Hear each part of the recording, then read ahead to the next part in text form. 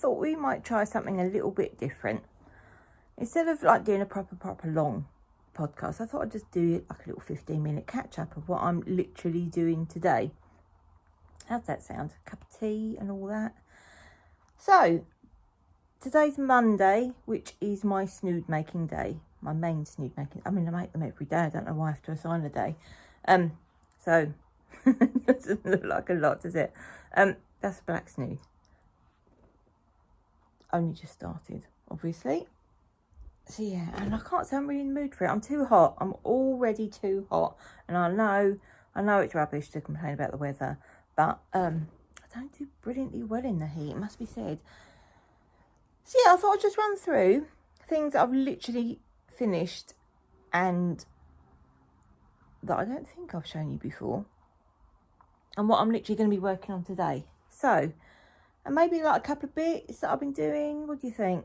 That sort of thing. I think I have shown you these. I did it was a square at a workshop at a local yarn shop. Called Anne Louise and Thistle. Very good it is too. And it was to do like a square, but you had to finish it at home, obviously, and because it was a 2-hour workshop, so you learn the technique and then you finish it off when you get home. Now I think they're doing like lots of crochet squares that you can make into a blanket. I don't really want to do a blanket, and I just really fancy doing the odd square here and there. So I took mine home and I finished it at home, made it into a rectangle, folded it in half, crocheted down the edge, made myself a little glasses case, didn't I? Ta-da! Here are glasses, evidential glasses in the case. Just need to sew a button on. That's been waiting to be done for a good week now. Probably will happen. So yeah, snoodage, lots of snoodage. I've got to make a pair of slippers for someone. I've started making these for my Etsy shop. Lovely pair of just like little cosy, snuggy up. Oh, lovely cozy slippers. I know it's raging hot and I'm talking about cozying up with slippers on. But these are just like really lightweight, cute little slippers. When you take them off these form things, look, they're like child slipper size. Like tiny. And when you put them on your foot, they stretch into, well, what you can see. And I've done like a little crochet, little sort of donutty motif there. Bit of sock stop on the bottom, so it'll be skidding about. So I thought it'd just be a nice little thing, you know, like a book, a bookmark, pair of cosy slippers. Be like a nice little gift for someone who's feeling a bit under the weather or a bit, you know, needs a bit of a cheer. Like if someone you can't be near, but you want to send them like a little booky hug. And I thought the book could be a mystery book wrapped up in brown paper or wrapping paper, whatever you fancy. Just a nice little set. Anyway, I put a picture of them on Instagram, and then one of my snood customers said she'd like a pair. Don't know if she wants the book and stuff. I'm gonna have to message her about that. I must do that today. But she wanted them in pink and red. Now she's a very pinky person, which I'm all for, but I didn't have any pink. She wanted pink and red, and I thought she'd want like the main colour, which I see the main as being the orange, because most of it obviously, as the pink, and the red as the highlight. But no, she wants it the other way around. So here's the lovely bright pink Stylecraft Speciale. Stylecraft Special double knit, premium acrylic and all that. So it can go, you know, it says pair of slippers. You want to be up bung with a washing machine, don't you? Willy-nilly. So pink will be the accent colour and red will be the main colour. Now I mean, she's right, isn't she? That's going to look absolutely cracking. So yeah, I've done very little on that. I'll cast one on. And that's as far as I got with that. So I need to do those today. They won't take too long. And then I need to message her. I'm going to leave that out so I don't forget. Do not forget, Smith.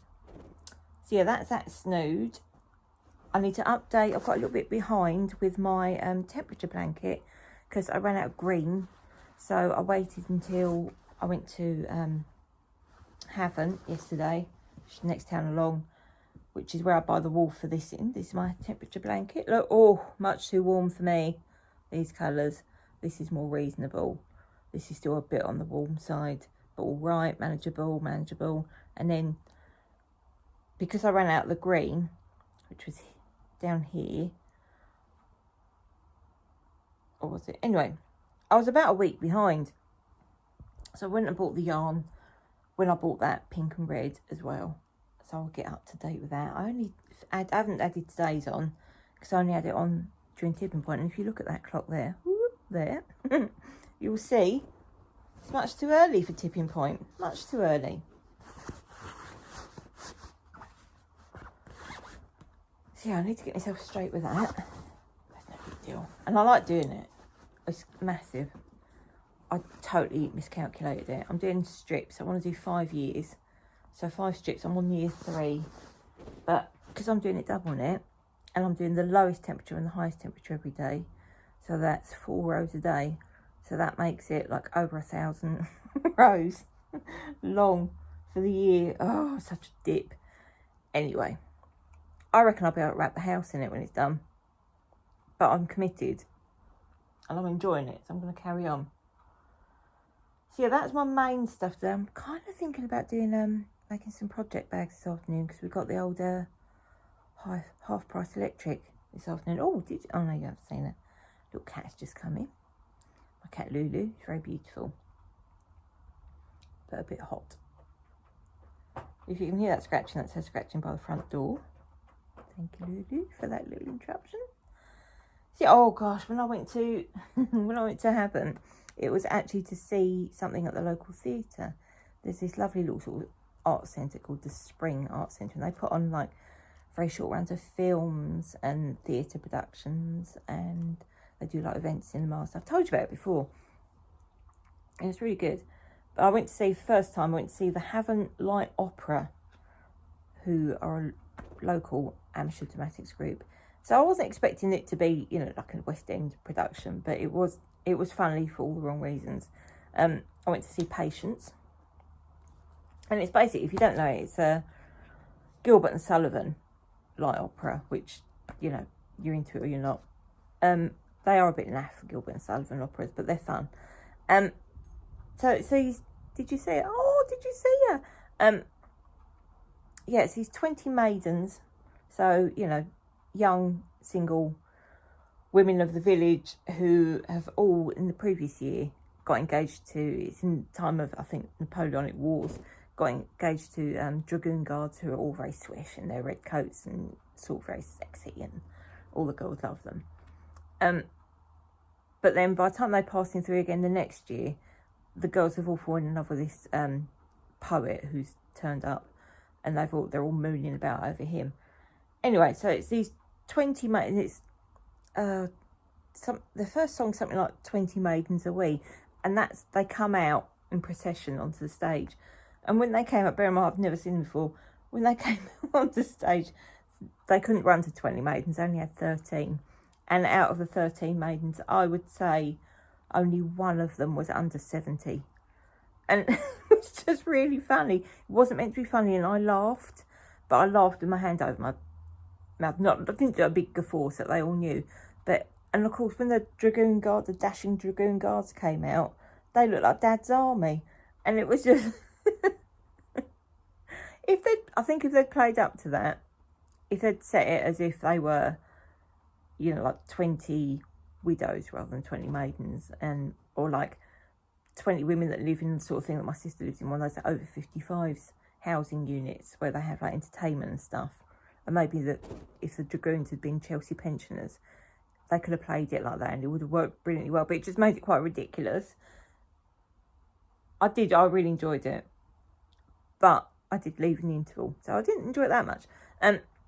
Mainly because I thought, you know, when you can't see past the ridiculousness of it, and then I thought, I'm going to get the giggles, and they don't deserve that. So I just came home. But yeah, I did enjoy it. I've gone on a right old tangent there, haven't I, from talking about wool, finding that yarn. Anyway, my other project I'm working on is today. Oh, I've got to try and catch up with this. I'd nearly finished this. I've done all of the back and nearly all the front. It's bottom up, so I've got all the way up to here, roughly. And I'm chatting to the mister while we're watching TV. The light's not brilliant. I dropped a stitch in. See, do you see where it's a lot of yarn overs and knit two togethers and all that malarkey? And I dropped a stitch, and I thought I think I did drop a yarn over stitch, and then when I recovered it, I did that badly, and then for some reason, I'm going to blame the heat, I thought I'd actually dropped a stitch in the next column, and then, but I hadn't, I don't think. And then I tried to resolve that, and then I tried to go back to just resolving the other one, and I just made an almighty mess of it, and I thought, right, I'll just rip it back to that point. And then I couldn't pick up stitches without it looking like a complete dog's dinner. So I ended up putting the whole blooming thing out, the whole of the front, ripped it out completely, and I started again. So I've still got the back, but I've had to completely start the front again, which is a bit of a pain in the bum. It's all right, because I kind of wasn't massively happy with my cast on for the original one. So, yeah. So I've kind of promised myself I've got to do 12 inches before I do the shaping, the up here shaping. So I kind of promised myself it won't be too bad if I do an inch a day of it, because it's one of those things that I've just been picking up here and there and not doing enough work on. So it's taken me weeks and weeks to get to that point. I'm quite annoyed with myself, but I'm going to be trying to be disciplined about it and get back on track. Right, where are we? Oh, we're 11 minutes in. So I'm just going to tell you about the book I'm reading. So if you're not interested in that, it's only be a couple of minutes. You can cope, surely. And then we all go and put the kettle on. And then I might go and sit outside, because I'm hoping my back garden gets the sun, full sun, first thing in the morning, up until about 3 o'clock in the afternoon. So I'm hoping the sun will move around enough for me to have to find a little shady spot to sit in, because my poor old redhead skin don't cope too well with blazing sun. Have you read this? This was quite the thing a few years ago. The Other Side of Mrs. Woods, about Victorian mediums. I was expecting it to be very sort of Sarah Waters-ish. Not really up to that level. I was expecting too much of it. Quite good. It's dawned on me that, have you ever seen the film All About Eve, Betty Davis film? Oh, God, such a good film. Very closely based on that. There's the ingenue waiting outside, wants to meet her idol. Mrs. Woods is a very successful Victorian medium, catering to sort of upper class society. She's a total fraud, Mrs. Wood. She's not a spiritualist or medium at all. It's all theatre for her. But she agrees to take on this girl. She's a bit worried that people are going to get bored with her seances and move on to someone else. She's in a bit of financial difficulty. So she sees this girl and decides to take her on as her like apprentice. But then, of course, as in All About Eve, the apprentice kind of doesn't want to be someone's second fiddle. She wants her own success, and she's good. She's real. She appears to be real so far. And yeah, so it's sort of backfiring on Mrs. Wood at the moment. So she's kind of like trained up a monster. It is good. It's not as good as I thought it was going to be, but I'm 200 pages in. I've got about another less than 200 to go, so I'm going to stick with it. But would I recommend it? Maybe. It's not a ringing endorsement, is it? Right, let's all go and put the kettle on, because this is not getting any slippers knitted, is it? You take care, and I'll see you again soon. I might just do these instead of doing big pods. We shall see how I feel. Anyway, you take care, and I'll see you soon. Bye.